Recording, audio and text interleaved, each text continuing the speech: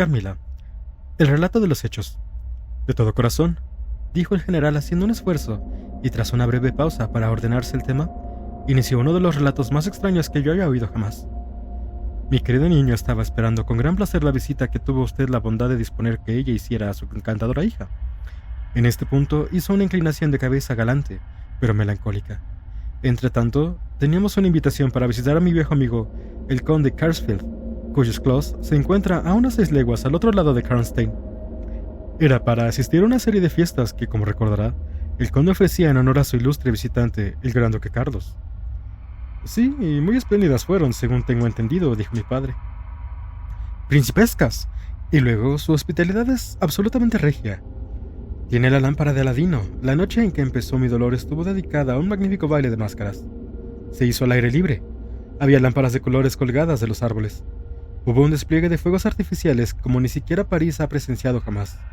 Y una música. La música, ¿saben? Es mi debilidad. ¡Qué música tan embriagadora! Era quizá la mejor banda instrumental del mundo. Y había los mejores cantantes que pudieron reunirse de todos los grandes teatros operísticos de Europa. Mientras uno vagaba por esas tierras fantásticamente iluminadas, con el chateau a la luz de la luna, arrojando por sus largas hileras de ventanas una luz rosada, se oían súbitamente esas voces embelesadoras deslizándose desde el silencio o elevándose de los botes del lago. Yo me sentía, mientras miraba y escuchaba, transportado hacia el romance y la poesía de mi primera juventud. Cuando terminaron los fuegos de artificio y empezó el baile, volvimos al noble conjunto de salas que se habían abierto de los bailarines. Un baile de máscaras. Saben, es un hermoso espectáculo, pero espectáculo trambiante como aquel que no había visto yo antes. Era una asamblea muy aristocrática. Yo mismo era prácticamente el único donadie presente. Mi querida niña tenía un aspecto realmente hermoso. No llevaba máscara. Su excitación y su deleite añadieron un encanto inexpresable a sus facciones, siempre bonitas. Me fijé en una joven dama, espléndidamente vestida, pero que llevaba máscara, que me pareció que observaba a mi pupila con un extraordinario interés. Ya la había visto antes por la tarde, en la gran sala, y otra vez durante unos pocos minutos, caminando cerca de nosotros por la terraza que estaba debajo de las ventanas del castillo, en una actitud similar. Otra dama, también con máscara, vestida rica y severamente, y con un aire soberbio como de persona de rango, la acompañaba como dueña. Si la joven dama no hubiera llevado máscara, hubiera yo podido naturalmente estar mucho más seguro acerca de si realmente vigilaba a mi pequeña niña. Ahora estoy totalmente seguro de que sí. Estábamos ahora en uno de los salones.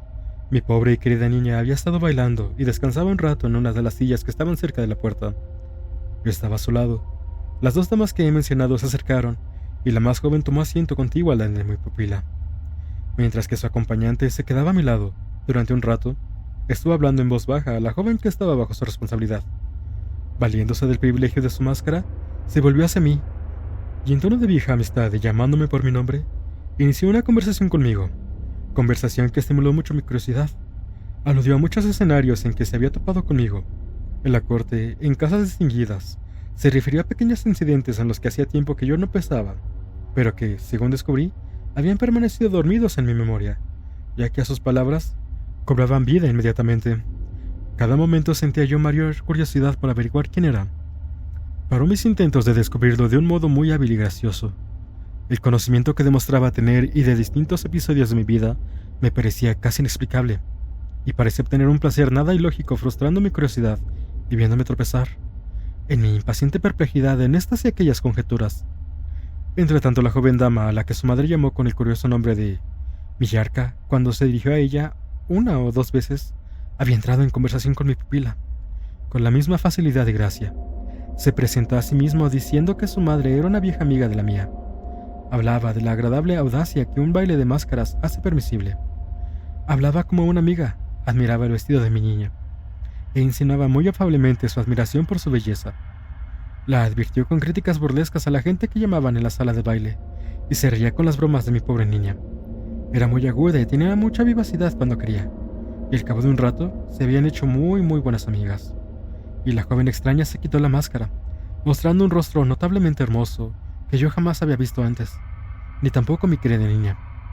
Pero aun siendo nuevo para nosotros, sus facciones eran tan graciadas y tan encantadoras que era imposible no experimentar poderosamente su atracción.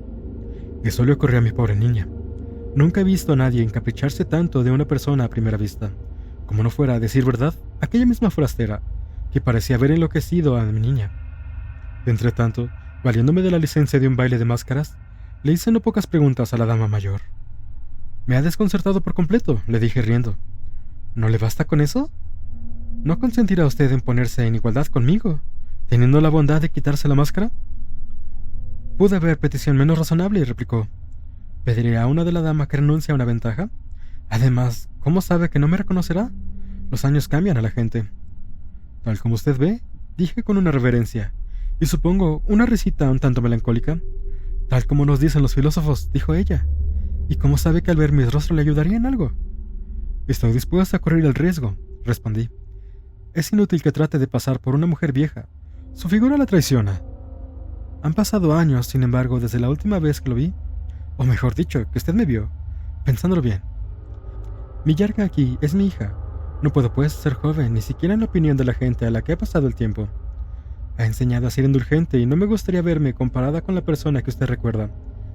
Usted no tiene máscara que quitarse. No puede ofrecerme ningún trueque. Mi petición de que se la quite se dirige a su piedad. Y la mía de que deje la máscara donde ésta se dirige a la suya, replicó. Bien, entonces, al menos me dirá si es francesa o alemana. Habla usted ambos idiomas perfectamente.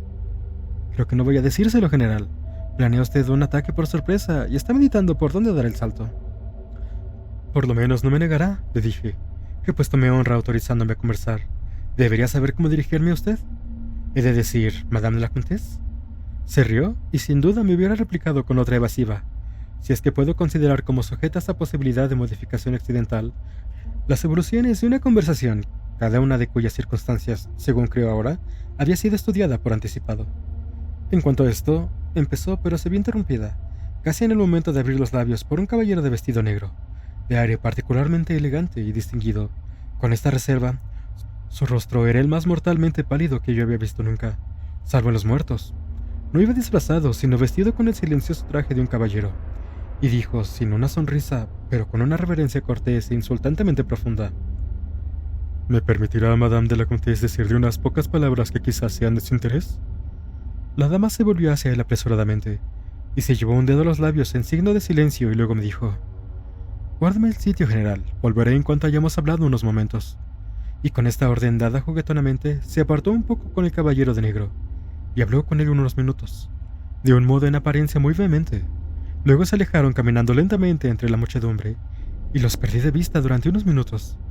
Me dediqué en el intervalo a devanarme los sesos tratando de adivinar la identidad de aquella dama, que parecía recordarme tan afectuosamente, y estaba pensando en unirme a la conversación entre mi bonita pupila y la hija de la condesa, pensando que quizá, para cuando volviera, podría tenerle preparada la sorpresa de saberme el dedillo su nombre, su título, su château y sus posesiones.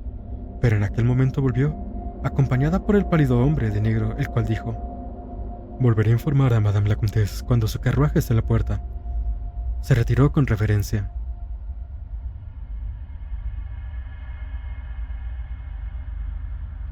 Una petición. Entonces vamos a perder a Madame la Comtesse, aunque espero que sea tan solo por unas pocas horas, dije, con una acentuada reverencia. Puede que así sea, y puede que sea en algunas semanas. Ha sido muy mala suerte que me hayan hablado justo ahora, tan solo como lo han hecho. ¿Me conoce usted ahora? Le aseguré que no. Me conocerá, dijo, pero no ahora. Somos amigos más viejos y mejores, quizá de lo que usted sospecha. Sin embargo, no puedo darme a conocer todavía. Dentro de 3 semanas pasaré por su hermoso clos, sobre el que he estado inquiriendo. Entonces le haré una visita de 1 o 2 horas, y renovaremos una amistad en la que jamás pienso sin un millar de recuerdos agradables. En este momento me ha caído encima una noticia como un rayo. Ahora debo marcharme y viajar por una ruta apartada cerca de 100 millas. Todo la prisa que yo pueda. Mis problemas se multiplican, tan solo la obligada reserva en el que me mantengo a usted. Mi nombre me impide hacerle una petición realmente singular. Mi hija no ha recobrado por completo todavía sus fuerzas. Su caballo la hizo caer durante una cacería que había ido a presenciar. Sus nervios no se han recobrado por completo, y aún sigue asustada. Y nuestro médico dice que por nada del mundo debe someterse a ningún esfuerzo durante algún tiempo. Ahora tengo que viajar noche y día en una misión de vida o muerte. Una misión cuyo carácter crítico y urgente podré explicarle cuando nos veamos, según espero, dentro de unas pocas semanas. y sin necesidad de ocultarle nada. Siguió adelante en su petición, y lo hizo en el tono de alguien para quien semejante solicitud equivalía más a conceder un favor que no a pedirlo. Eso era tan solo en su manera, y lo hacía según parecía de un modo absolutamente inocente e inconsciente. En cuanto a los términos con que se expresó, nada podría ser tan suplicante.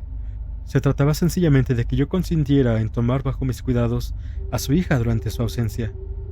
Era esa, bien mirado, una petición extraña, por no decir atrevida. En cierto modo, me desarmó exponiendo y admitiendo todo lo que podía arguirse en contra, y poniéndose eternamente en manos de mi caballerosidad. En el mismo instante, por una fatalidad que parece haber determinado anticipadamente todo lo que ocurrió, mi pobre niña vino a mi lado y en voz baja me suplicó que invitara a visitarnos a su nueva amiga, Villarca. La había estado sondeando y pensaba que, si su mamá se lo permitía, a ella le gustaría mucho. En otro momento le hubiera dicho que esperara un poco, o al menos hasta saber quiénes eran, pero no dispuse de un momento para pensarlo. Las dos damas me atacaron simultáneamente, y debo confesar que el refinado y hermoso rostro de la joven dama, rostro en el que había un no sé qué, extremadamente atrayente, junto con la elegancia y el resplandor de la buena cuna, me decidieron y totalmente vencido me sometí, y acepté con demasiada facilidad tomar a mi cargo a la joven dama, a la que su joven madre llamaba Villarca. La condesa le hizo un signo a su hija, que le escuchó con grave atención mientras le contaba a rasgos generales que había sido requerida súbitamente y también en el arreglo y que había hecho conmigo, que quedaría a mi cargo, añadiendo que yo era uno de sus más antiguos y apreciados amigos. Yo, naturalmente, hice los discursillos que la ocasión parecía exigir, y me encontré al pensarlo dos veces, en una posición que no me gustaba en absoluto. Volvió el caballero de negro, y muy ceremoniosamente acompañó a la dama fuera de la sala. La actitud de aquel caballero era tal como para convencerme de que la condesa era una dama de mucha mayor importancia de lo que su modesto título me hubiera hecho solo pensar.